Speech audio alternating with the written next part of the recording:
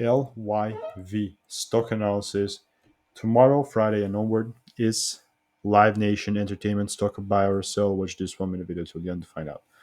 Looking at Live Nation Entertainment stock, 6% down for the day, and also like we were, what's the number here?